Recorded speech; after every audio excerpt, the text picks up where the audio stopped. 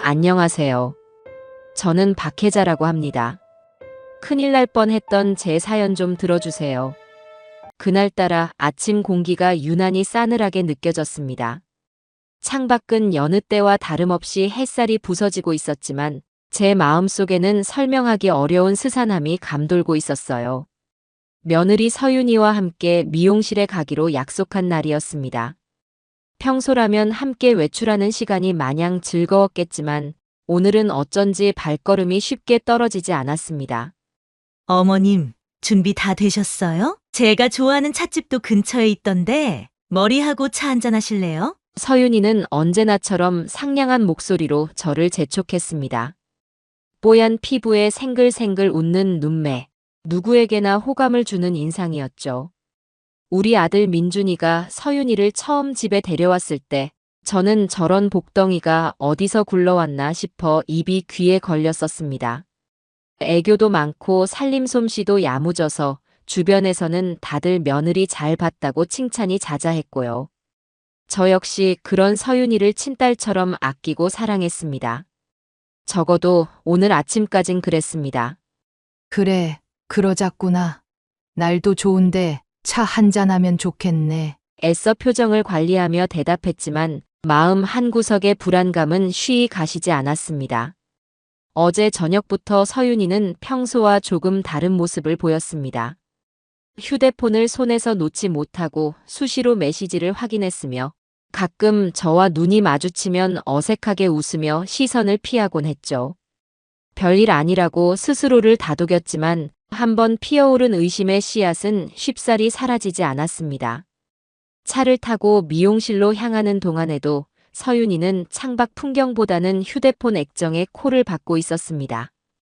간간히 제 눈치를 살피는 듯한 모습도 느껴졌지만 저는 애써 모른 척 창밖만 바라보았습니다. 미용실에 거의 다다랐을 무렵 서윤이가 불쑥 말을 꺼냈습니다. 어머님, 오늘 머리 하시면 정말 예쁘실 거예요. 제가 특별히 원장님께 잘 부탁드린다고 말씀드렸어요. 우리 서윤이 덕분에 호강하는구나. 저는 웃으며 대답했지만 그 순간 서윤이의 눈빛에서 스쳐 지나가는 무언가를 본 것 같았습니다. 그것은 평소의 다정함과는 다른 마치 무언가를 숨기고 있는 듯한 혹은 어떤 계획을 꾸미고 있는 듯한 그런 미묘한 빛이었습니다. 제가 너무 예민하게 구는 것일까요?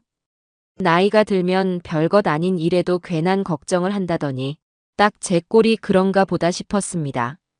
미용실 문을 열고 들어서자 익숙한 파마향 냄새와 함께 원장님의 밝은 목소리가 저희를 맞이했습니다. 어머, 사모님, 서윤 씨, 어서 오세요. 오늘따라 두 분 다 더 고우시네요. 김 원장님은 10년 넘게 제 머리를 만져준 이제는 동네 언니 동생처럼 허물없이 지내는 사이였습니다. 그녀는 서윤이에게도 살갑게 대하며 자리를 안내했습니다. 서윤이는 금세 미용 스태프들과 이야기를 나누며 특유의 부침성으로 분위기를 화기애애하게 만들었습니다. 저는 그런 서윤이를 잠시 바라보다가 김 원장님과 눈이 마주쳤습니다. 순간 김 원장님의 표정이 아주 미세하게 굳어지는 것을 느꼈습니다. 그리고 제게 다가와 아주 작은 목소리로 속삭였습니다. 사모님, 오늘 조금 이상한 일이 있을지도 몰라요. 하지만 절대 당황하지 마시고, 제가 드리는 거 꼭 혼자 확인하셔야 해요. 그리고 아무것도 모르시는 척 하셔야 합니다. 그녀의 눈빛은 너무나 진지했고 목소리에는 알 수 없는 긴장감이 서려 있었습니다. 심장이 쿵 하고 바닥으로 떨어지는 기분이었습니다. 이상한 일이라니? 도대체 무슨 일이지? 온갖 불길한 생각들이 머릿속을 헤집고 다녔지만 저는 애써 태어난 척 고개를 끄덕였습니다. 알겠어요. 원장님, 무슨 일인지 모르겠지만 명심할게요. 곧이어 서윤이와 저는 나란히 자리에 앉아 머리 손질을 받기 시작했습니다. 서윤이는 연신 제잘거리며 이런저런 이야기를 늘어놓았지만 제 귀에는 아무것도 들어오지 않았습니다. 오직 김 원장님의 말만이 귓가에 맴돌았죠. 아무것도 모르시는 척. 시간이 얼마나 흘렀을까요? 김 원장님은 제 머리를 매만지며 다른 스태프에게 무언가를 지시하는 척하더니 아주 빠르게 제 손에 작은 쪽지 하나를 쥐어주었습니다. 너무나 순식간에 일어난 일이라 저는 하마터면 소리를 지를 뻔했습니다. 쪽지를 쥔 손바닥이 축축하게 젖어드는 것을 느꼈습니다. 사모님, 잠시 화장실 다녀오셔도 괜찮아요. 아직 시간 좀 남았으니까요. 김 원장님은 능숙하게 말을 건네며 제게 눈짓을 보냈습니다. 저는 떨리는 다리를 겨우 움직여 화장실로 향했습니다. 화장실 문을 잠그자마자 저는 숨을 몰아쉬며 쪽지를 펼쳤습니다. 가늘고 떨리는 글씨체로 적힌 내용은 제 눈을 의심하게 만들었습니다. 사모님, 며칠 전 서윤 씨의 무서운 과거와 현재의 속셈을 알게 되었습니다. 그냥 보고만 있을 수가 없어 이렇게라도 알려드립니다. 서윤 씨를 극도로 조심하셔야 합니다. 모든 게 아드님 재산을 노린 계획적인 접근입니다. 절대 내색 마시고 우선 몸부터 피하세요. 쪽지를 읽어 내려가는 동안 손이 부들부들 떨리고 숨이 막혀왔습니다.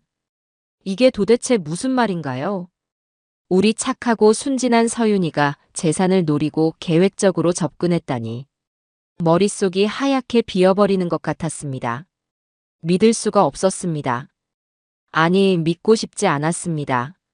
하지만 김 원장님의 그 진지했던 눈빛, 그리고 오늘 아침부터 느껴졌던 서윤이의 미묘한 행동 변화들이 쪽지의 내용을 뒷받침하는 듯 했습니다. 쿵쿵거리는 심장을 부여잡고 화장실 칸에 주저앉았습니다. 다리에 힘이 풀려 제대로 서 있을 수조차 없었어요. 그동안 서윤이가 제게 보여줬던 모든 행동들, 살가운 미소, 다정한 말투, 야무진 살림 솜씨. 그 모든 것이 거짓이었단 말인가요? 저를 향한 따뜻한 눈빛 속에 그런 검은 속셈을 숨기고 있었다니. 배신감과 함께 온몸의 피가 차갑게 식는 듯한 공포감이 엄습했습니다. 아니야. 뭔가 잘못된 걸 거야. 김 원장님이 오해한 걸 수도 있어. 하지만 이성은 이미 경고음을 울리고 있었습니다. 쪽지의 내용은 너무나 구체적이었고 김 원장님은 절대 허튼 소리를 할 사람이 아니었습니다. 저는 이 사실을 어떻게 받아들여야 할지, 앞으로 어떻게 해야 할지 아무런 생각도 할 수 없었습니다. 머릿속이 뒤죽박죽 엉망진창이었습니다. 그때 밖에서 서윤이의 목소리가 들려왔습니다. 어머님, 괜찮으세요? 어디 불편하신 거예요? 저는 화들짝 놀라 쪽지를 황급히 주머니에 쑤셔 넣었습니다. 그리고 심호흡을 하며 최대한 아무렇지 않은 목소리를 내려고 애썼습니다. 괜찮다. 서윤아. 그냥 속이 조금 안 좋아서 그런가 보다. 그러세요? 약이라도 사다 드릴까요? 여전히 다정한 목소리였지만 이제는 그 목소리마저 가식으로 들렸습니다. 저는 지금 당장이라도 서윤이의 뺨을 후려치며 진실을 따져 묻고 싶었지만 김 원장님의 말이 귓가를 맴돌았습니다. 절대 티 내지 마시고 아무것도 모르시는 척 하셔야 합니다. 정신을 차려야 했습니다. 여기서 무너지면 안 됩니다. 일단 이 상황을 벗어나야 했어요. 서윤이와 함께 있는 이 공간이 숨막히는 감옥처럼 느껴졌습니다. 아니다. 조금 쉬면 괜찮아질 것 같아. 거의 다 끝나가니 조금만 참지 뭐. 애써 태연한 척 대답하며 화장실에서 나왔습니다. 거울에 비친 제 얼굴은 창백하게 질려 있었습니다. 서윤이는 제 안색을 살피며 걱정스러운 표정을 지었지만 저는 그 표정 뒤에 숨겨진 진짜 얼굴을 본 것만 같아 소름이 돋았습니다. 다행히도 제 머리는 거의 마무리 단계였고 서윤이는 마침 샴푸실로 들어갈 차례였습니다. 스태프가 서윤이의 의자를 뒤로 젖히고 샴푸를 시작하는 것을 확인한 순간 저는 결심했습니다.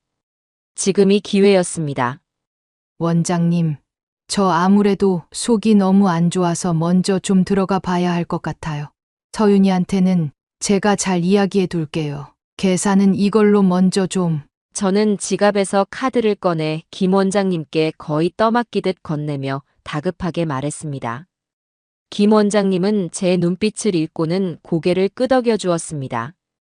그녀의 눈빛은 어서 가세요. 제가 알아서 할게요 라고 말하는 듯 했습니다. 저는 뒤도 돌아보지 않고 미용실 문을 향해 걸어갔습니다. 아니, 거의 뛰쳐나왔다는 표현이 맞을 겁니다. 샴푸대에 누워 눈을 감고 있을 서윤이의 모습이 떠올랐지만 지금은 그것을 신경 쓸 겨를이 없었습니다. 제 심장은 여전히 미친 듯이 뛰고 있었고 손은 주머니 속 쪽지를 꽉 쥔 채 떨리고 있었습니다. 미용실을 빠져나와 거리를 정신없이 걸었습니다.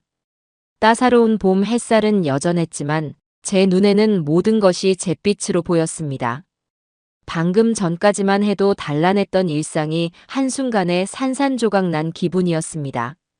그날 저는 처음으로 제 인생에서 가장 무서운 진실과 마주해야 한다는 것을 직감했습니다. 그리고 그 진실의 중심에는 제가 그토록 믿고 사랑했던 며느리, 서윤이가 있었습니다. 도망치듯 미용실을 빠져나온 저는 한동안 멍하니 길거리에 서서 숨을 골라야 했습니다. 이제부터 어떻게 해야 할까요? 저는 이 거대한 폭풍에 어떻게 맞서야 할까요? 막막함과 두려움이 파도처럼 밀려왔습니다. 미용실을 뛰쳐나온 후 저는 한동안 집 근처 벤치에 멍하니 앉아 있었습니다. 차가운 바람이 얼굴을 스쳤지만 제 안에서 들끓는 열기를 식히기에는 역부족이었어요. 주머니 속 쪽지는 마치 뜨거운 낙인처럼 제 손바닥을 지지고 있었습니다. 서윤이가, 우리 서윤이가.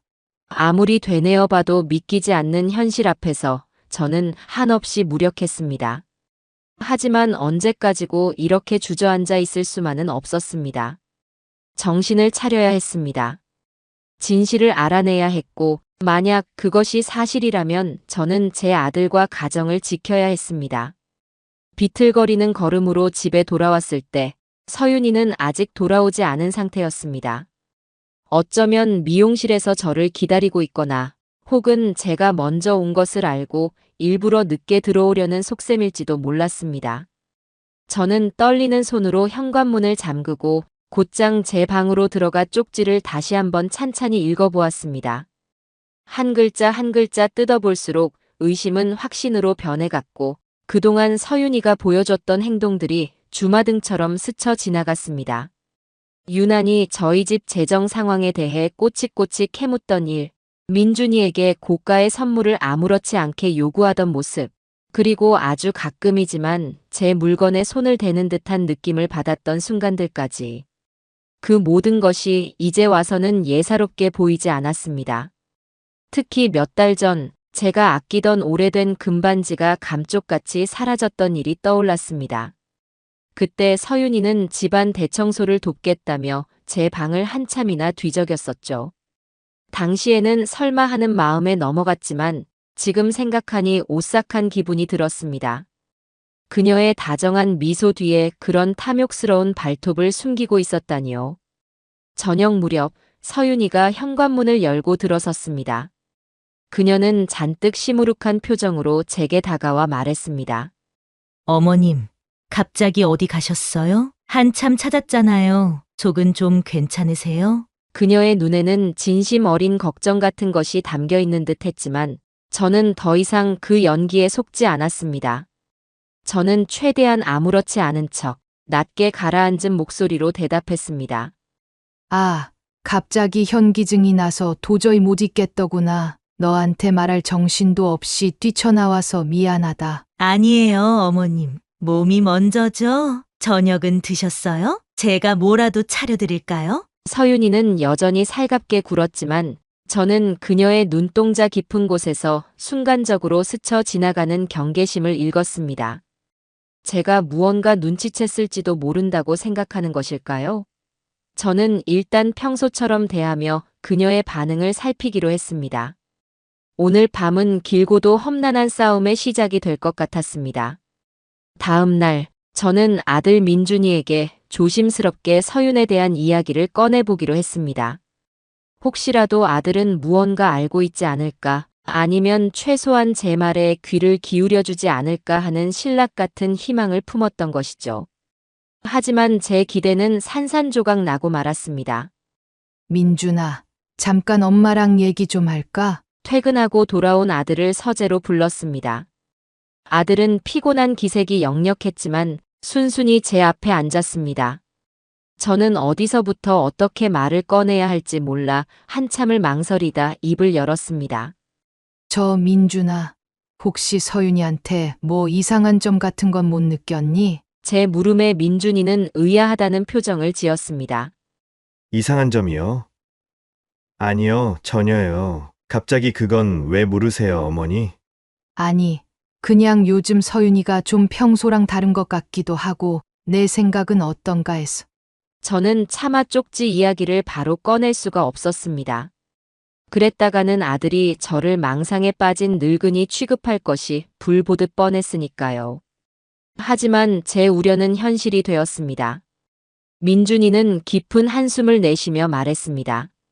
어머니, 또 시작이세요? 서윤이가 어머니한테 얼마나 잘하는데요. 어머니가 요즘 너무 예민하신 것 같아요. 혹시 서윤이가 뭐 서운하게 해드린 거라도 있었어요? 아들의 목소리에는 짜증과 불신이 역력했습니다.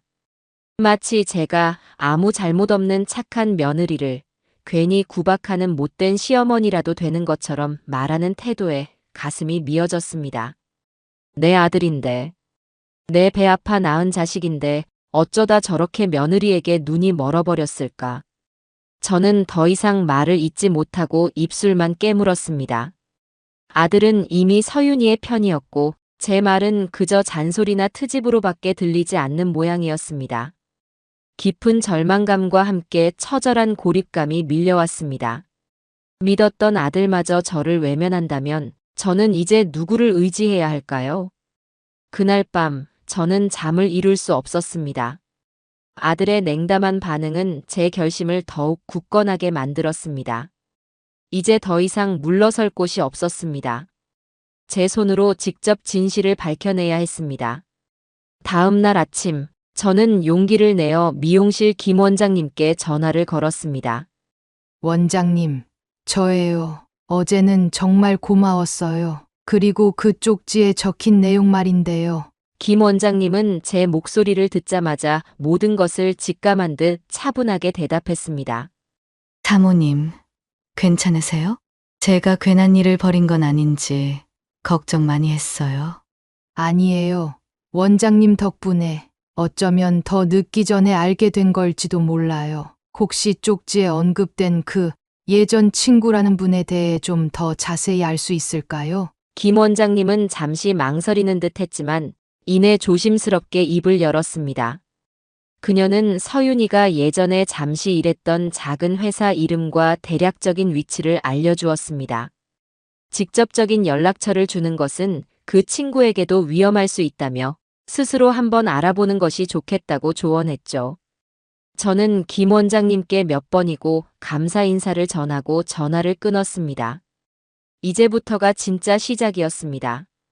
저는 인터넷을 통해 김 원장님이 알려준 회사를 검색하고 혹시나 하는 마음에 회사 주변 부동산이나 상점들에 전화를 걸어 서윤이라는 이름의 직원에 대해 아는 바가 있는지 묻기 시작했습니다.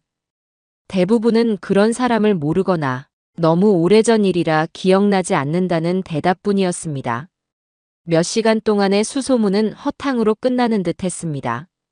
포기해야 하나 하는 생각이 들 무렵 마지막으로 전화를 건 작은 식당의 주인 아주머니가 뜻밖의 말을 건넸습니다.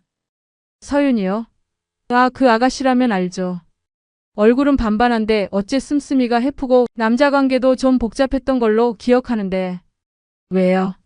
무슨 일 있어요?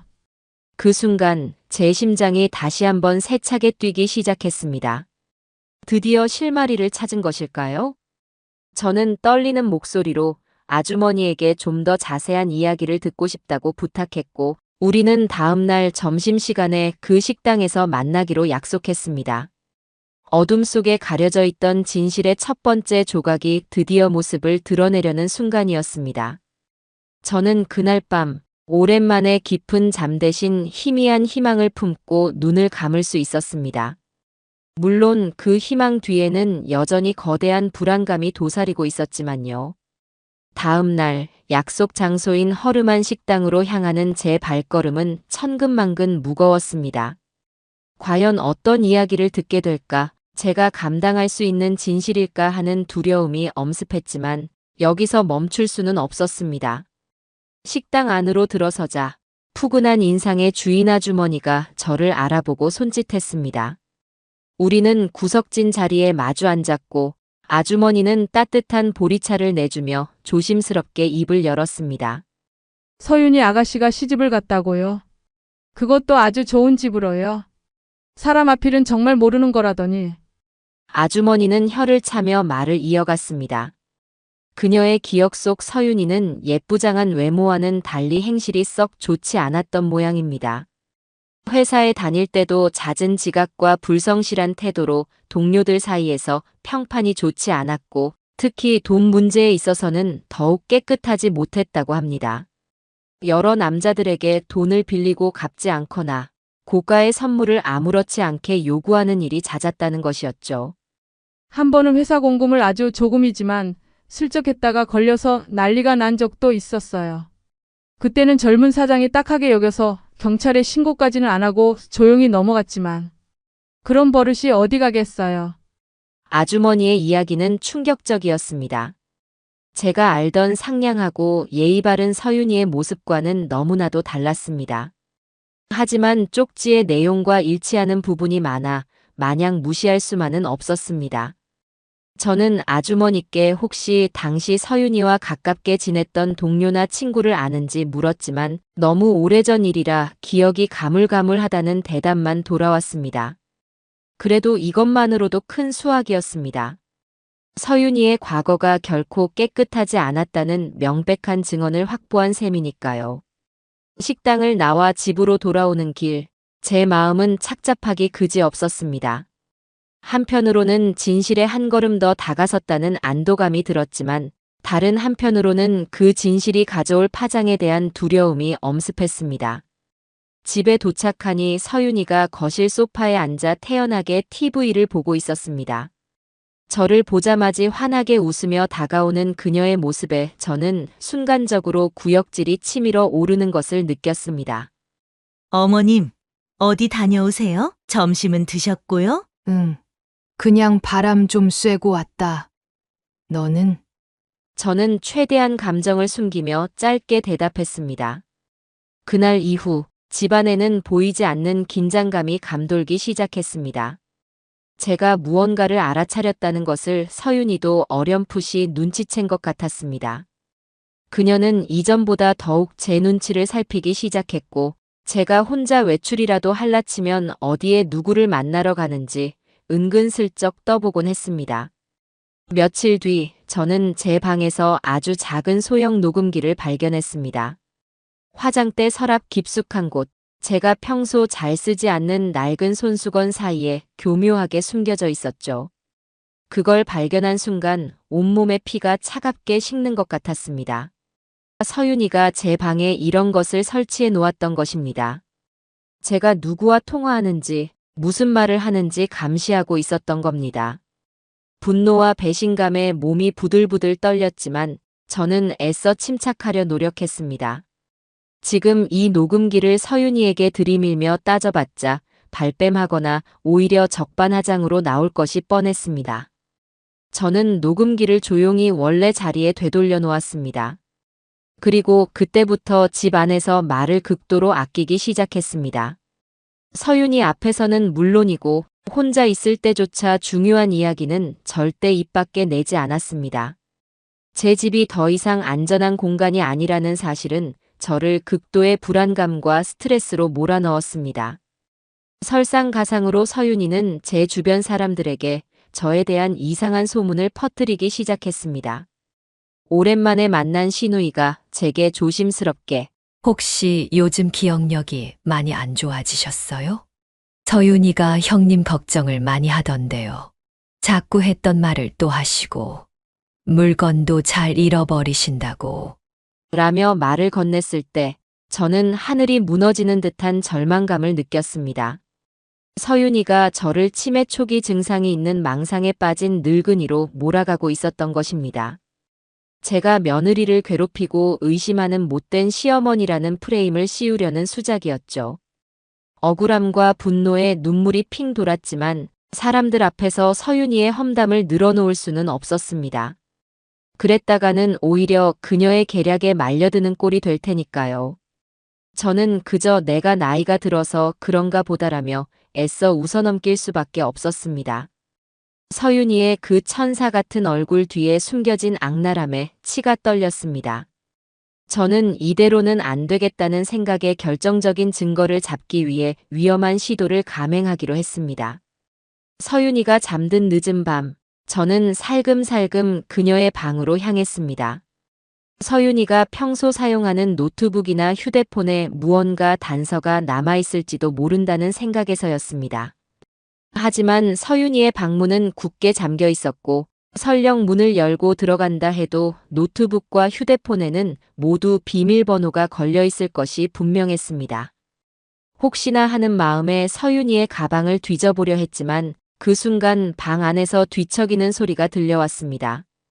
저는 심장이 멎는 듯한 공포감에 휩싸여 황급히 제 방으로 돌아와야 했습니다. 만약 그때 서윤이에게 들키기라도 했다면 모든 것이 물거품이 될 수도 있었을 겁니다. 좌절감이 밀려왔습니다. 혼자서는 도저히 이 거대한 아기에 맞설 수 없을 것 같았습니다. 증거를 확보하는 것은 생각보다 훨씬 어려운 일이었고 서윤이는 너무나 치밀하고 교활했습니다. 저는 밤마다 악몽에 시달렸고 식욕도 없어 몸무게가 눈에 띄게 줄어들었습니다. 이러다가는 정말 서윤이의 계략대로 제가 먼저 쓰러지고 말 것 같았습니다. 누군가의 도움이 절실했습니다. 하지만 누구에게 이 믿기 힘든 이야기를 털어놓고 도움을 청할 수 있을까요? 그때 제 머릿속에 한 사람이 떠올랐습니다. 바로 미용실 김 원장님이었습니다. 그녀라면 저를 도와줄 수 있지 않을까요? 며칠을 뜬 눈으로 밤을 새우며 고민한 끝에 저는 다시 김 원장님을 찾아가기로 결심했습니다. 지푸라기라도 잡는 심정이었죠. 미용실 문을 열고 들어서자 김 원장님은 저를 보고 깜짝 놀란 표정을 지었습니다. 그도 그럴 것이 불과 몇 주 사이에 제 모습은 말이 아니게 초췌해져 있었으니까요. 사모님, 세상에 이게 무슨 일이세요? 어디 편찮으신 거예요? 김 원장님은 황급히 저를 안쪽 휴게실로 안내했습니다. 따뜻한 차를 건네는 그녀의 손길에서 진심 어린 걱정이 느껴졌습니다. 저는 더 이상 참지 못하고 그동안 있었던 일들을 모두 털어놓았습니다. 서윤이의 감시, 교묘한 이간질, 그리고 증거를 찾으려다 실패했던 아찔한 순간까지. 이야기를 하는 동안 몇 번이나 눈물이 쏟아지려 했지만 이를 악물고 참았습니다. 지금은 울 때가 아니었습니다. 제 이야기를 모두 들은 김 원장님은 한동안 아무 말 없이 제 손을 잡아주었습니다. 그리고 깊은 한숨과 함께 입을 열었습니다. 제가 짐작했던 것보다 훨씬 더 심각한 상황이었군요. 사모님 혼자 얼마나 힘드셨을지 정말 죄송해요. 제가 괜히 아니에요. 원장님이 아니었다면 저는 아직도 까맣게 모르고 있었을 거예요. 오히려 감사해야죠. 하지만 이제 어떻게 해야 할지 정말 모르겠어요. 혼자서는 도저히. 제 목소리가 절망감에 젖어 떨려 나왔습니다. 김 원장님은 잠시 생각에 잠기더니 결심한 듯 제게 말했습니다. 사모님, 제가 아는 분 중에 이런 쪽에 경험이 많은 분이 계세요. 제 오랜 친구인데 성격은 좀 불같아도 의리 하나는 끝내주는 사람이죠. 예전에 그 친구도 비슷한 일로 마음고생을 심하게 한 적이 있어서 아마 사모님 마음을 누구보다 잘 이해해 줄 거예요. 한번 만나보시겠어요? 어둠 속에서 한 줄기 빛이 비치는 듯 했습니다. 저는 망설일 이유가 없었습니다. 네. 꼭 만나보고 싶어요. 원장님, 정말 감사합니다. 김 원장님은 곧바로 그 친구분에게 연락을 했고 다행히도 그분은 흔쾌히 저를 만나주겠다고 했습니다. 우리는 다음 날 오후 한적한 카페에서 만나기로 약속을 잡았습니다. 김 원장님이 소개해준 분은 박 여사라고 불리는 저보다 대여섯 살 위로 보이는 중년 여성이었습니다. 첫인상은 조금 차가워 보였지만 이야기를 나누면서 그녀가 얼마나 따뜻하고 현명한 사람인지 알 수 있었습니다. 박 여사님은 제 이야기를 묵묵히 들어주었습니다. 간간히 고개를 끄덕이거나 짧은 질문을 던질 뿐 제 말을 끊거나 섣부른 판단을 내리지 않았습니다.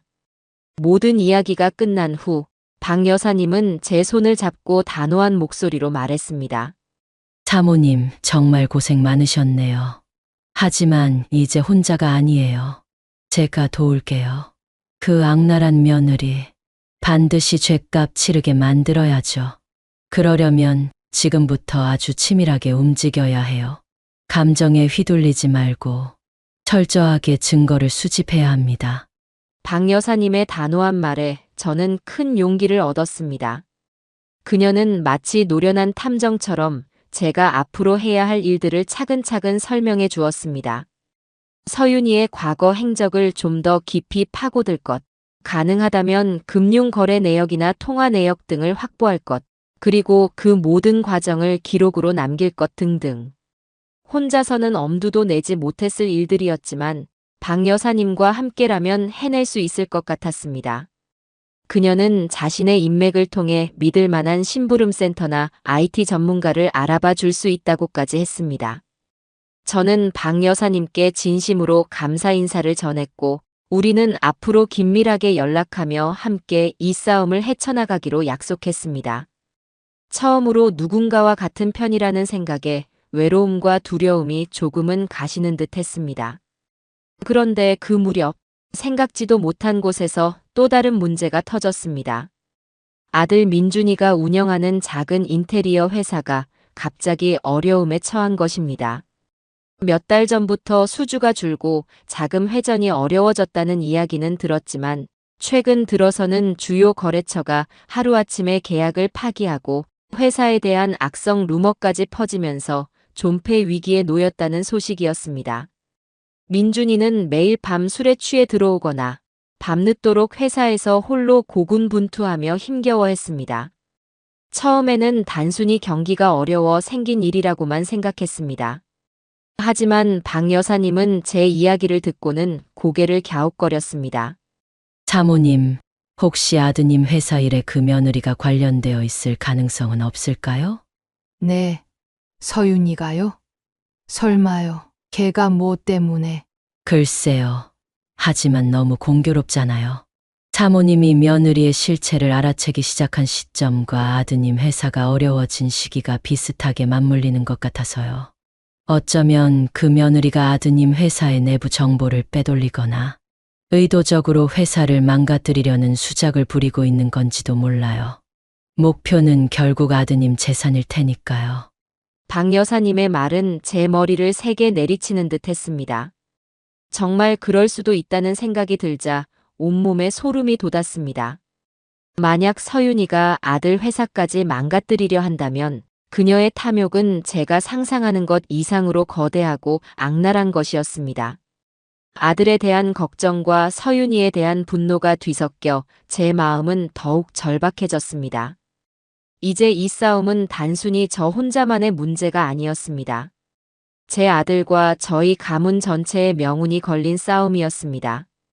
저는 박 여사님과 함께 더욱 치밀하게 반격을 준비해야겠다고 굳게 다짐했습니다. 서윤이의 검은 속셈, 그 끝은 어디까지일까요? 박 여사님이라는 든든한 조력자가 생긴 이후 저는 이전보다 훨씬 적극적으로 움직이기 시작했습니다. 물론 서윤이의 감시망을 피하기 위해 모든 행동은 극도의 보안 속에서 이루어졌습니다. 박 여사님은 자신의 경험과 인맥을 총동원하여 저를 도왔고 우리는 마치 첩보 영화의 한 장면처럼 은밀하게 정보를 수집하고 공유했습니다. 그러던 중 저는 서윤이의 방에서 아주 결정적인 것을 우연히 발견하게 되었습니다. 그날은 서윤이가 친정에 간다고 아침 일찍 집을 비운 날이었습니다. 저는 혹시나 하는 마음에 서윤이의 방에 들어가 조심스럽게 그녀의 책상 서랍을 열어보았습니다. 그리고 그 안에서 상속 관련 법률 상담이라고 적힌 메모와 함께 몇몇 변호사 사무실의 명함을 발견했습니다. 심장이 쿵 내려앉는 기분이었습니다.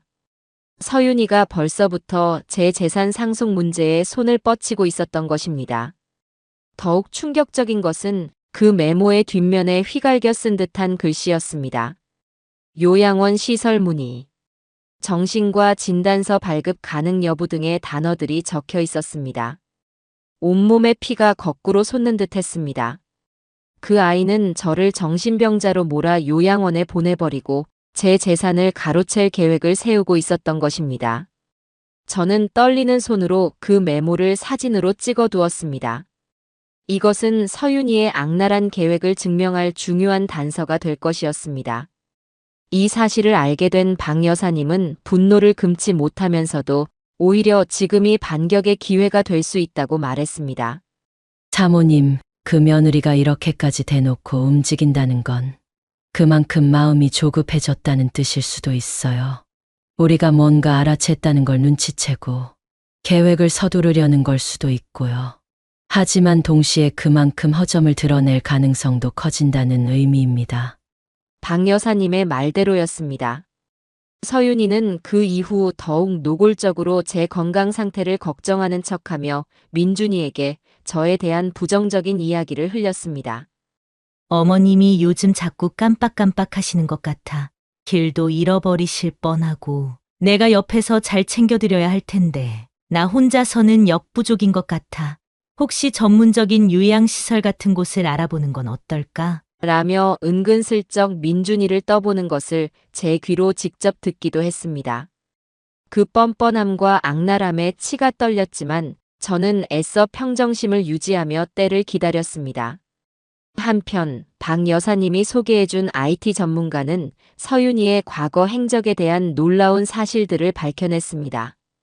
서윤이는 지금의 민준이와 결혼하기 전에도 여러 차례 비슷한 방식으로 남자들에게 접근하여 금전적인 이득을 취했던 전적이 있었습니다. 피해자 중에는 심지어 서윤이에게 속아 전 재산을 날리고 가정이 파탄난 사람도 있었습니다. 그들은 서윤이의 교묘한 수법과 연기력에 감쪽같이 속아 넘어갔고 뒤늦게 후회했지만 이미 때는 늦은 후였습니다. 박 여사님은 이 피해자들과 조심스럽게 접촉하여 그들의 증언을 확보하기 시작했습니다. 또한 아들 민준이의 회사 문제 역시 서윤이와 깊숙이 연관되어 있다는 정황이 속속들이 드러났습니다. 서윤이가 민준이 몰래 회사 내부 정보를 경쟁사에 빼돌리고 심지어 회사 자금 일부를 자신의 차명 계좌로 빼돌리려 한 이메일과 메신저 대화 내용이 확보된 것입니다. IT 전문가는 서윤이가 사용하던 클라우드 계정의 허점을 파고들어 이 결정적인 증거들을 찾아냈습니다. 이 모든 것이 사실로 밝혀진다면 서윤이는 단순한 사기꾼이 아니라 한 가정을 파멸로 몰고 가려 한 악마나 다름없었습니다. 저는 이 증거들을 보며 분노와 함께 일말의 두려움마저 느꼈습니다. 한 인간이 어쩌면 이렇게까지 사악해질 수 있는 것일까요? 하지만 이제 와서 물러설 수는 없었습니다. 저는 이 모든 진실을 세상에 밝히고 서윤이에게 반드시 죗값을 치르게 하리라 다시 한번 굳게 다짐했습니다. 박 여사님은 서윤이의 친정에 대해서도 조사를 진행했습니다. 아니나 다를까 서윤이의 친정 역시 깨끗하지 않았습니다. 서윤이의 아버지는 과거 작은 사업체를 운영하며 수차례 세금 탈루 의혹에 휩싸였었고 어머니는 개 모임 등을 통해 주변 사람들에게 돈을 빌린 뒤 제대로 갚지 않아 구설수에 오른 적이 있었습니다. 어쩌면 서윤이의 이런 악행은 그 부모로부터 학습된 것일지도 모른다는 생각이 들었습니다. 그리고 서윤이의 이런 대담한 범죄 행각 뒤에는 친정의 비호나 공모가 있었을 가능성도 배제할 수 없었습니다. 이것은 서윤이 개인뿐 아니라 그 가족 전체를 압박할 수 있는 중요한 카드가 될 수 있었습니다. 이제 반격을 위한 칼은 거의 다 갈아진 상태였습니다. 우리는 서윤이가 스스로 놓은 덫에 걸려들도록 치밀하게 계획을 세우기 시작했습니다. 그녀의 탐욕과 조급함이 바로 그녀의 발목을 잡을 가장 큰 약점이 될 것이었습니다. 저는 더 이상 과거의 연약한 시어머니가 아니었습니다.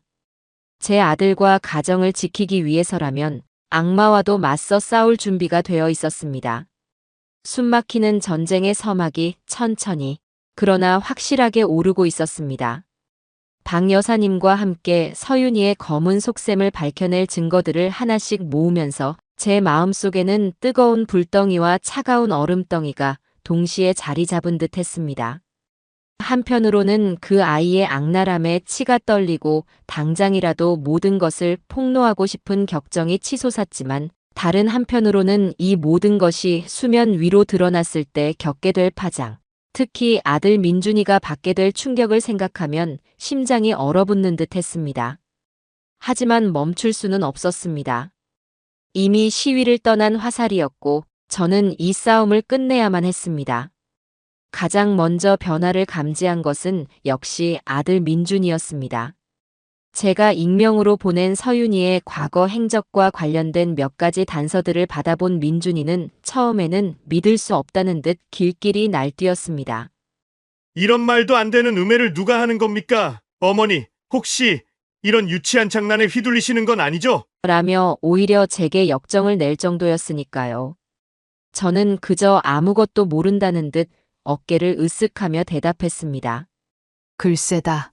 나도 우편함에 들어있길래 너한테 한번 보라고 준 것뿐이다. 하도 흉흉한 세상이니 조심해서 나쁠 건 없지 않겠니? 하지만 며칠 뒤 민준이의 태도에 미묘한 변화가 생기기 시작했습니다. 그는 예전처럼 서윤이의 말이라면 콩으로 매주를 쏜다 해도 곧이곧대로 믿던 모습에서 벗어나 가끔 서윤이의 말에 질문을 던지거나 그녀의 행동을 유심히 관찰하는 듯 했습니다.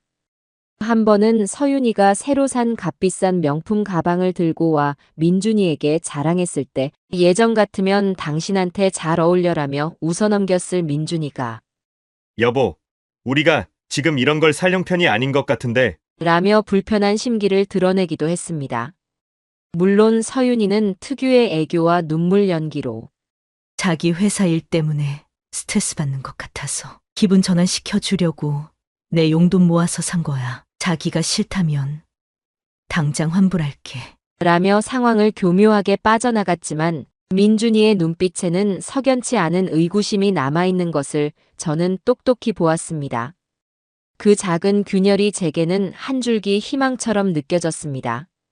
아들이 스스로 진실을 깨닫고 제 곁으로 돌아와 주기를 저는 매일 밤 간절히 기도했습니다. 제가 무언가를 꾸미고 있다는 것을 서윤이도 어렴풋이 눈치챈 듯 했습니다. 그녀는 이전보다 더욱 살갑게 제게 다가와 어머님, 요즘 안색이 안 좋으세요? 제가 뭐 도와드릴 일 없을까요? 라며 제 기분을 살피는 척했지만 그 눈빛에는 차가운 칼날 같은 경계심이 숨겨져 있었습니다. 한 번은 제가 박 여사님과 몰래 통화하는 것을 서윤이가 엿들으려다 실패한 적도 있었습니다. 그 이후로 서윤이는 더욱 노골적으로 저를 감시하기 시작했고 심지어는 제 방을 뒤지는 듯한 느낌까지 받았습니다. 결국 서윤이는 제게 직접적인 압박을 가해오기 시작했습니다.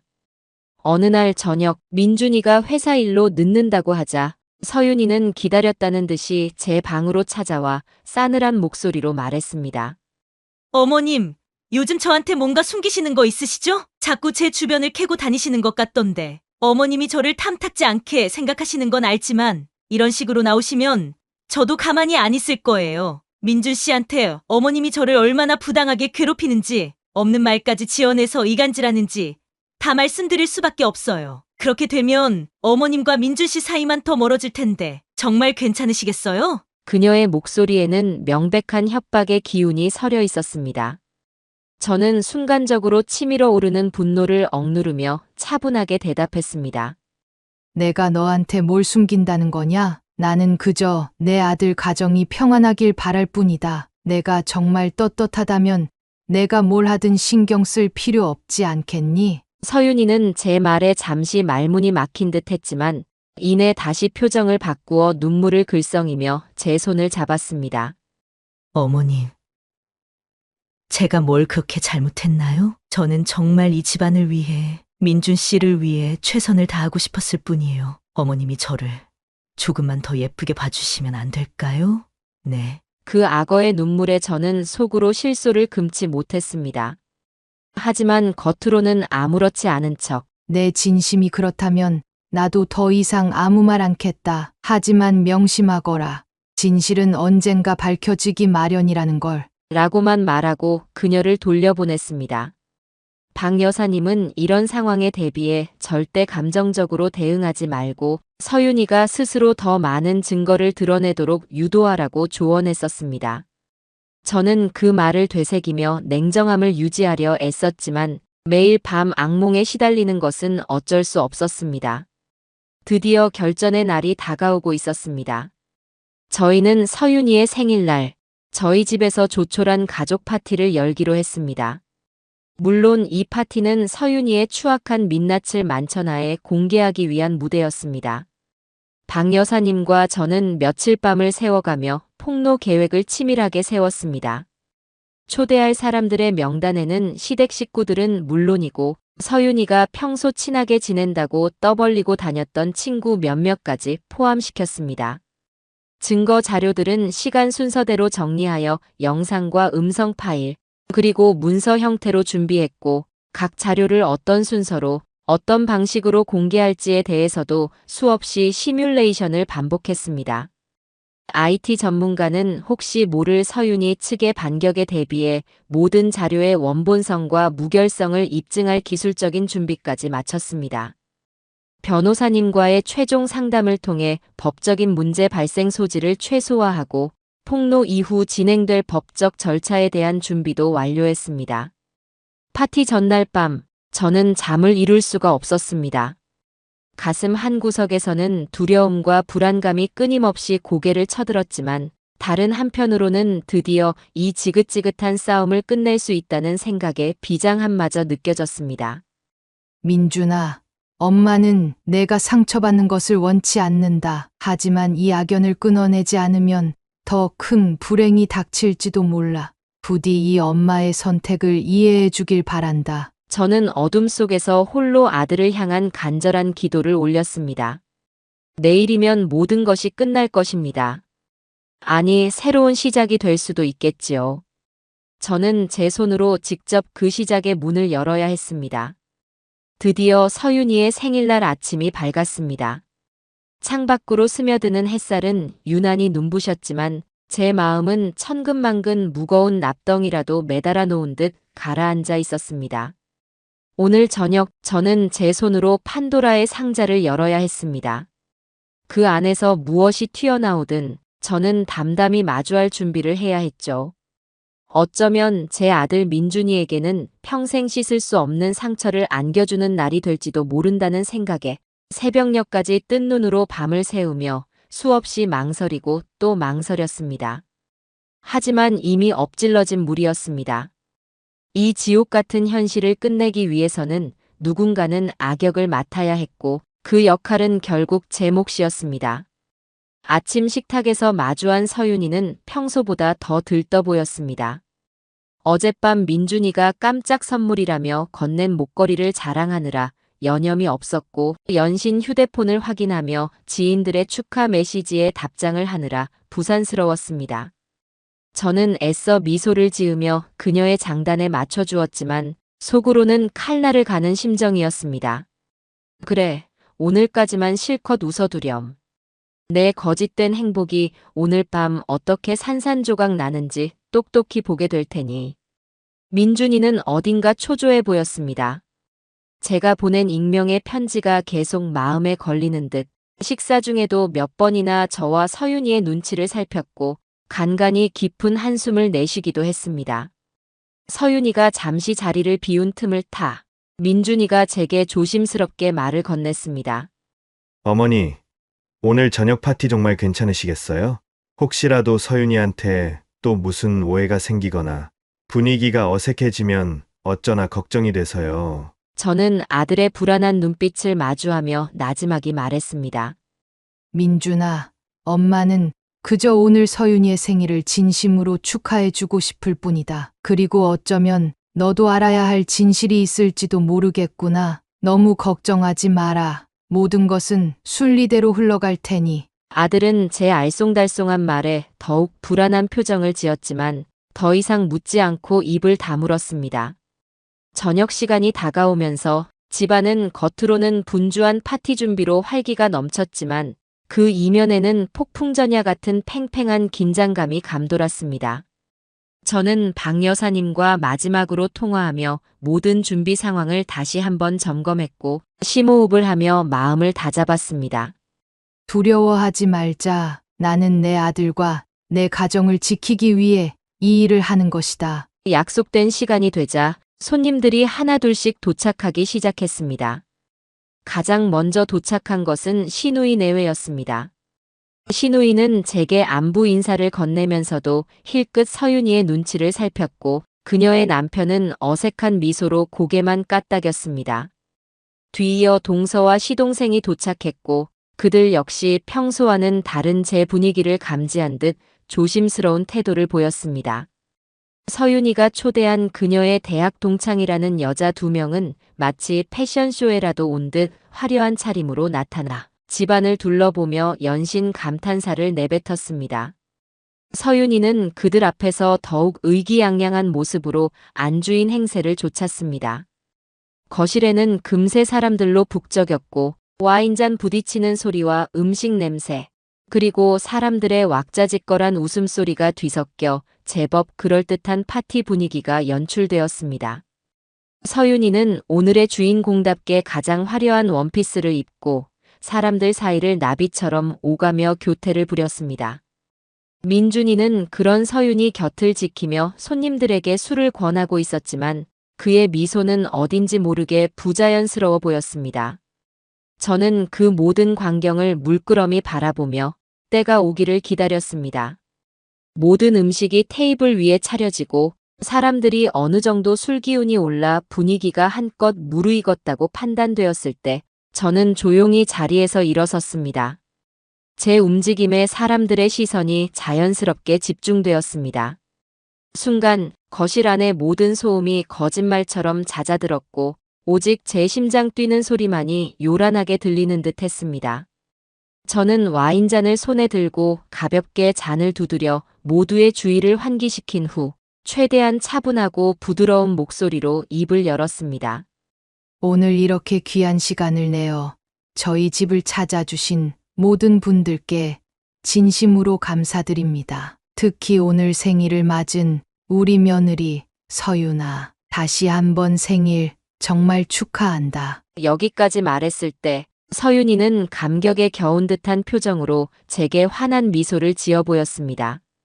다른 사람들 역시 제가 며느리를 칭찬하는 덕담을 하려나 보다 하는 기대감 어린 눈빛으로 저를 바라보고 있었습니다. 저는 잠시 숨을 고른 뒤 목소리에 약간의 무게를 실어 말을 이어갔습니다. 너가 우리 민준이와 결혼해서 우리 집에 온 이후로 집안에는 정말 많은 변화가 있었지. 웃음소리가 끊이지 않았고 집안 분위기도 한결 밝아졌으니까 너는 정말 우리가 미처 다 알지 못했던 아주 다채로운 얼굴을 가진 아이더구나. 제 마지막 말에 서윤이의 입가에 걸려있던 미소가 순간적으로 미세하게 굳어지는 것을 저는 놓치지 않았습니다. 다른 사람들은 아직 그 의미를 파악하지 못한 듯 여전히 제 다음 말을 기다리고 있었습니다. 저는 천천히 거실 한쪽에 미리 설치해둔 대형 TV 화면을 손으로 가리켰습니다. 그 화면은 아직 검은색으로 꺼져 있었지만 곧 지옥의 문을 여는 창이 될 것이었습니다. 오늘 나는 특별히 우리 사랑하는 며느리 서윤이를 위해 아주 작은 선물을 하나 준비했단다. 서윤이의 우리가 평소에는 미처 볼 수 없었던 그녀의 또 다른 매력적인 모습을 담은 영상이란다. 자, 다 함께 감상해 주시면 감사하겠습니다. 제 말이 끝나기가 무섭게 저는 주머니 속에 숨겨두었던 리모컨의 재생 버튼을 눌렀습니다. 검은 화면이 밝아지며 첫 번째 영상이 재생되기 시작했습니다. 화면에는 낯선 남자와 다정하게 팔짱을 끼고 호텔 로비로 들어서는 서윤이의 모습이 선명하게 찍혀 있었습니다. 날짜는 불과 몇 년 전 민준이와 결혼하기 직전이었습니다. 곧이어 화면은 다른 남자로 바뀌었고 이번에는 고급 레스토랑에서 값비싼 와인을 마시며 애틋한 눈빛을 교환하는 서윤이의 모습이었습니다. 영상은 계속해서 바뀌었고 각기 다른 남자들과 다양한 장소에서 미래를 즐기는 듯한 서윤이의 모습들이 파노라마처럼 펼쳐졌습니다. 배경으로는 흐느끼는 여성의 목소리가 흘러나왔습니다. 그 여자는 제 남편에게 의도적으로 접근했어요. 우리 가정을 파탄 내고 돈만 챙겨서 사라졌다고요. 또 다른 남성의 분노에 찬 목소리도 이어졌습니다. 결혼까지 약속했던 여자입니다. 그런데 제 전 재산을 가지고 하루아침에 잠적해버렸어요. 서윤이라는 이름 절대 잊지 못할 겁니다. 순식간에 거실은 찬물을 끼얹은 듯 싸늘하게 얼어붙었습니다. 사람들은 믿을 수 없다는 표정으로 화면과 서윤이를 번갈아 쳐다보았고 여기저기서 작게 숨을 들이켜는 소리가 들려왔습니다. 서윤이의 얼굴은 이미 새하얗게 질려 있었고 당혹감과 공포심이 뒤섞인 눈빛으로 저를 쏘아보고 있었습니다. 이게 다 뭐예요, 어머님? 세상에, 저건 제가 아니에요. 누가 저를 이렇게 악의적으로 모함하는 거예요. 저건 다 조작된 영상이라고요. 서윤이가 거의 비명에 가까운 목소리로 외치며 자리에서 벌떡 일어섰습니다. 그녀의 목소리는 공포로 인해 가늘게 떨리고 있었습니다. 하지만 저는 조금도 동요하지 않고 차분하게 다음 영상을 재생했습니다. 이번에는 서윤이가 저 몰래 제 방에 들어와 제 화장대 서랍을 뒤지거나 제 통장을 몰래 촬영하는 CCTV 영상이었습니다. 뒤이어 변호사로 보이는 남자와 은밀하게 통화하는 서윤이의 음성 파일이 흘러나왔습니다. 네, 어머님 명의 재산은 그 정도 되고요. 치매 진단서만 있으면 상속 절차는 훨씬 수월해질 겁니다. 요양원도 몇 군데 알아봐 뒀고요. 그 대화 내용을 듣는 순간 신우이와 동서는 경악을 금치 못하며 입을 틀어막았습니다. 아들 민준이는 이미 충격으로 온몸이 굳어버린 듯 멍하니 화면만 바라보고 있었습니다. 그의 얼굴은 분노와 배신감, 그리고 이루 말할 수 없는 절망감으로 일그러져 있었습니다. 서윤이의 대학 동창이라는 여자들은 서로 눈빛을 교환하더니 슬금슬금 뒷걸음질 치기 시작했고 다른 친척들 역시 수군거리며 서윤이를 경멸하는 듯한 시선으로 쳐다보았습니다. 아니야, 아닐 거야. 우리 서윤이가 이럴 리 없어. 민준이는 거의 울부짖듯이 중얼거리며 두 손으로 머리를 감싸쥐었습니다. 저는 그 모습을 차마 정면으로 바라볼 수가 없었습니다. 하지만 여기서 멈출 수는 없었습니다. 마지막으로 아들 민준이 회사의 중요한 내부 회의 자료와 신제품 설계 도면이 담긴 파일들이 서윤이의 개인 이메일을 통해 경쟁사 직원에게 전송된 내역이 화면에 떠올랐습니다. 그동안 민준이 회사가 겪었던 경영난의 배후에 서윤이가 있었음을 명백히 증명하는 증거였습니다. 서윤아, 이게 다 정말 너가 한 짓이야? 말해봐. 제발 아니라고 말해줘. 내가 알던 너의 모습은 다 거짓이었던 거야? 민준이가 절규하며 서윤이에게 달려들 듯 소리쳤습니다. 그의 눈에는 핏발이 서 있었고 온몸은 분노로 부들부들 떨리고 있었습니다. 서윤이는 더 이상 어떤 변명도 하지 못한 채 그 자리에 풀썩 주저앉아 흐느끼기 시작했습니다. 그녀의 화려했던 원피스와 완벽했던 화장은 처참하게 망가져 내렸고 이제 남은 것은 초라하고 비참한 본모습뿐이었습니다. 바로 그때 약속이나 한 듯 현관문이 열리며 미용실 김 원장님과 박 여사님, 그리고 그동안 서윤이에게 피해를 입었던 또 다른 피해자 대여섯 명이 차례로 거실 안으로 들어섰습니다. 그들의 등장은 마치 잘 짜인 연극의 마지막 장처럼 극적인 효과를 더했습니다. 피해자들은 각자 서윤이에게 당했던 사기 행각과 그로 인해 겪었던 고통을 생생하게 증언하기 시작했습니다. 한 명 한 명의 증언이 이어질 때마다 서윤이는 고개를 더욱 깊이 숙였고 거실 안의 분위기는 그야말로 살얼음판처럼 차갑게 얼어붙었습니다. 저 여자 때문에 제 남동생은 전 재산을 잃고 극단적인 선택까지 생각했었습니다. 당신도 인간입니까? 내 딸 결혼 자금으로 모아둔 돈이었어요. 그걸 그렇게 감쪽같이 당신은 악마야. 피해자들의 울분 섞인 목소리가 거실을 가득 메웠습니다. 서윤이의 대학 동창이라는 여자들은 이미 슬그머니 자리를 떠난 후였고 남아있는 사람들은 모두 충격과 분노, 그리고 경멸이 뒤섞인 눈빛으로 서윤이를 내려다보고 있었습니다. 신우이와 동서는 그제야 모든 상황을 완벽하게 이해하고는 제 앞에 다가와 무릎을 꿇었습니다. 형님, 저희가 정말 죽을 죄를 지었습니다. 아무것도 모르고 형님 속도 모르고 서윤이 아이 말만 믿고 형님을 오해했어요. 정말 면목이 없습니다. 부디 저희를 용서해 주세요, 형님. 그들은 눈물 콧물을 쏟아내며 제게 용서를 빌었습니다. 저는 그들을 말없이 일으켜 세웠습니다. 지금은 누구의 잘잘못을 따질 때가 아니었습니다. 다만 이 지옥 같은 상황을 만든 장본인 서윤이를 어떻게 해야 할지가 문제였습니다. 모든 증거와 증인들 앞에서 서윤이는 더 이상 어떤 변명도 어떤 거짓 눈물도 흘릴 수 없었습니다. 그녀의 완벽했던 가면은 산산조각이 나다 못해 가루가 되어버렸고 그 추악한 민낯만이 모든 사람 앞에 적나라하게 드러났습니다. 한때 웃음과 행복이 넘쳐 흘렀던 생일 파티는 한 인간의 추악한 욕망과 거짓된 삶을 고발하는 처절한 심판의 장으로 변해버렸습니다. 저는 이 모든 광경을 지켜보며 형용할 수 없는 복잡한 감정에 휩싸였습니다. 씁쓸함과 분노, 그리고 아주 약간의 통쾌함. 하지만 그 무엇보다 강렬하게 느껴진 것은 드디어 이 길고 길었던 악몽의 터널 끝에 희미한 빛이 보이기 시작했다는 안도감이었습니다. 폭풍전야의 숨막히는 긴장감은 사라지고 이제 거대한 심판의 폭풍이 모든 것을 집어삼킬 듯 휘몰아치기 시작한 것입니다. 그 폭풍의 한가운데 저는 굳건히 서서 모든 것을 지켜보고 있었습니다. 서윤이의 생일 파티가 아수라장이 된 그날 밤, 저는 곧바로 경찰에 신고했습니다. 박 여사님이 미리 준비해둔 변호사와 함께 그동안 수집한 모든 증거 자료들을 경찰에 제출했습니다. 서윤이는 현장에서 긴급 체포되었고 그녀의 악행에 동조하거나 도움을 준 것으로 의심되는 친정 식구들에 대한 수사도 즉시 착수되었습니다. 뉴스를 통해 간간히 보던 일이 제 집에서 제 가족에게 일어났다는 사실이 한동안은 현실처럼 느껴지지 않았습니다. 경찰 조사 과정은 길고 지루했습니다. 서윤이는 처음에는 모든 혐의를 완강히 부인하며 오히려 저와 박 여사님을 무고죄로 고소하겠다고 으름장을 놓기도 했습니다.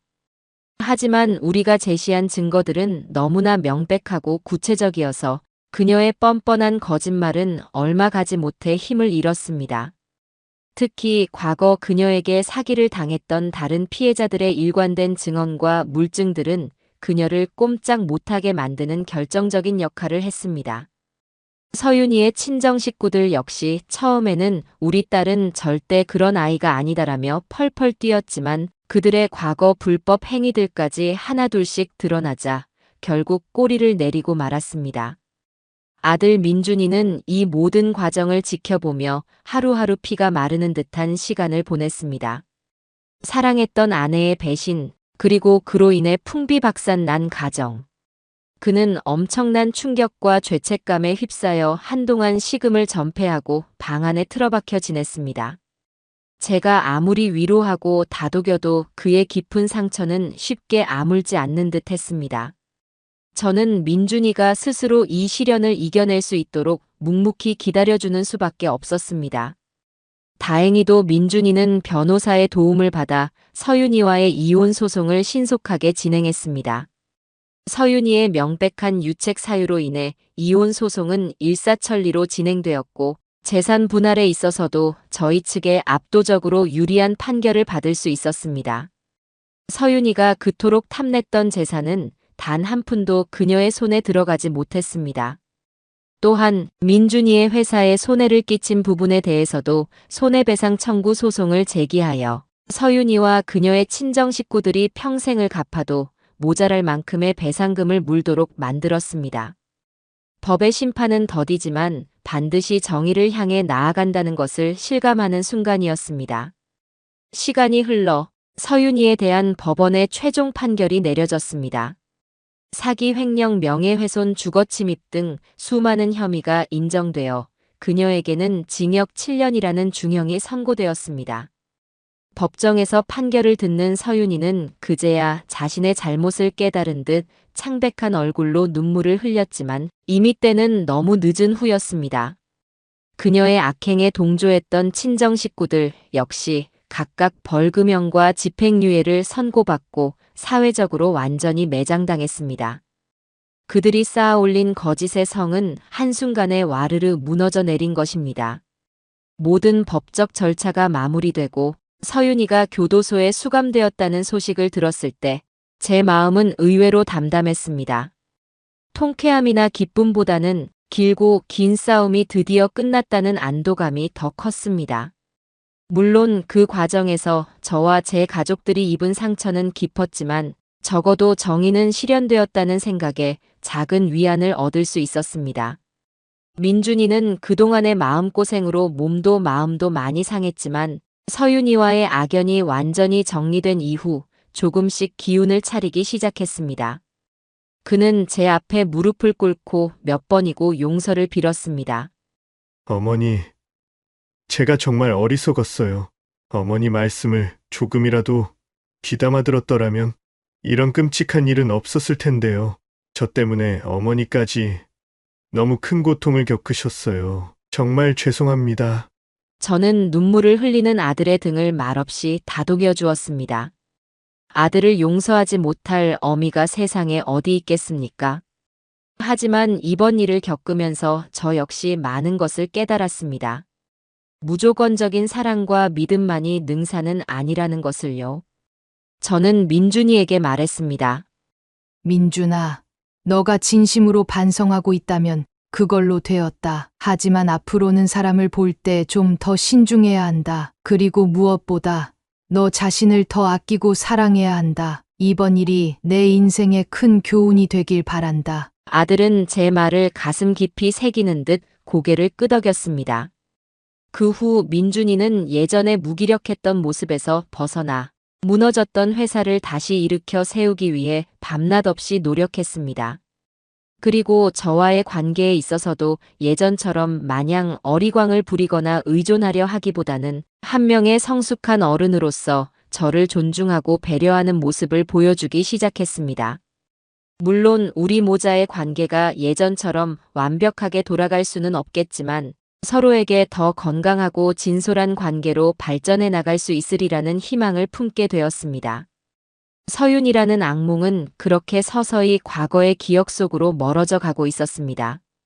인과응보, 그 무거운 네 글자의 의미를 다시 한번 되새기는 시간이었습니다. 서윤이가 제 인생에서 완전히 사라지고 난 후 한동안 저는 깊은 허탈감과 공허함에 시달렸습니다. 마치 오랫동안 앓던 지병이 깨끗이 나았지만 그 병과 싸우느라 소진해버린 기력 때문에 아무것도 할 수 없는 사람처럼 무기력했습니다. 집안에는 평화가 찾아왔지만 제 마음속에는 여전히 해결되지 않은 무언가가 남아있는 듯 했습니다. 지난 몇 년간 서윤이와 벌였던 보이지 않는 전쟁, 그 과정에서 받았던 상처와 스트레스가 한꺼번에 몰려오는 것 같았죠. 밤에는 잠을 제대로 이루지 못했고 낮에는 작은 일에도 쉽게 짜증이 나거나 눈물이 핑 돌곤 했습니다. 이런 저를 보다 못한 박 여사님이 어느 날 저를 찾아와 조심스럽게 심리 상담을 권했습니다. 처음에는 내가 무슨 정신병자도 아니고 무슨 상담이냐며 손사래를 쳤지만 박 여사님은 자신의 경험을 이야기하며 몸이 아프면 병원에 가듯 마음이 아프면 전문가의 도움을 받는 것이 당연하다고 저를 설득했습니다. 결국 저는 용기를 내어 상담센터의 문을 두드렸습니다. 상담은 생각보다 편안한 분위기에서 진행되었습니다. 상담 선생님은 제 이야기를 묵묵히 들어주었고 제가 느끼는 감정들을 솔직하게 표현하도록 도와주었습니다. 저는 그동안 누구에게도 제대로 털어놓지 못했던 분노, 슬픔, 배신감, 그리고 죄책감까지 모두 쏟아냈습니다. 몇 번의 상담을 통해 저는 제 마음속 깊은 곳에 자리 잡고 있던 상처의 뿌리를 발견할 수 있었고, 그것을 치유해 나가는 방법을 조금씩 배워나갔습니다. 상담 선생님은 제게 일기를 써보거나 명상을 하거나 혹은 자연 속에서 시간을 보내며 스스로를 돌아보는 시간을 가져보라고 조언했습니다. 그 조언에 따라 저는 매일 저녁 일기를 쓰기 시작했습니다. 처음에는 서윤이에 대한 분노와 원망만이 가득했지만 시간이 지날수록 제 감정은 조금씩 차분해졌고 저 자신을 돌아보는 성찰의 시간으로 변해갔습니다. 주말에는 집 근처 공원이나 산을 찾아 홀로 산책을 즐겼습니다. 푸른 나무와 맑은 공기 속에서 저는 그동안 잊고 지냈던 평온함을 느낄 수 있었습니다. 박 여사님과 김 원장님도 자주 저를 찾아와 함께 식사를 하거나 가까운 곳으로 바람을 쐬러 가자고 제안했습니다. 그분들은 단순한 조력자를 넘어 이제는 제게 둘도 없는 친구이자 자매 같은 존재가 되어 주었습니다. 그분들의 따뜻한 위로와 격려 덕분에 저는 조금씩 과거의 그림자에서 벗어나 현재의 삶에 집중할 수 있게 되었습니다. 그러던 어느 날 문득 그런 생각이 들었습니다.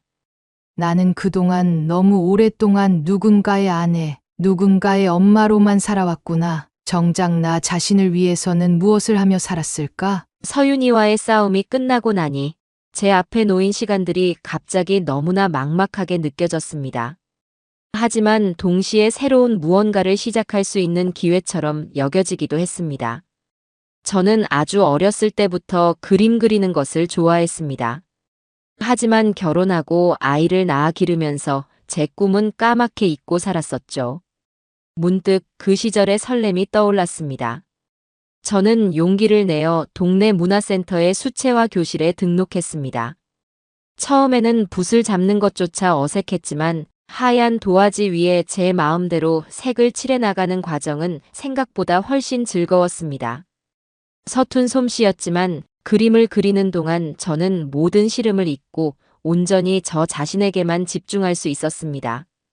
그림 외에도 저는 그동안 해보고 싶었지만 미처 시도하지 못했던 것들에 하나씩 도전하기 시작했습니다. 아침 일찍 일어나 요가를 배우기도 하고 도서관에서 빌려온 책들을 읽으며 새로운 지식을 쌓기도 했습니다. 혼자서 기차를 타고 훌쩍 여행을 떠나 낯선 풍경 속에서 새로운 감흥을 느끼기도 했고요. 작은 성취들이 쌓여갈수록 제 안에는 자신감과 함께 삶의 활력이 넘쳐 흘렀습니다. 물론 과거의 상처가 하루아침에 사라지는 것은 아니었습니다. 문득문득 떠오르는 서윤이의 얼굴이나 그때의 끔찍했던 기억들 때문에 괴로운 순간도 있었습니다. 하지만 이제 저는 더 이상 과거에 얽매여 현재의 소중한 시간을 낭비하지 않기로 했습니다. 제게는 아직 해야 할 일도 하고 싶은 일도 너무나 많았으니까요.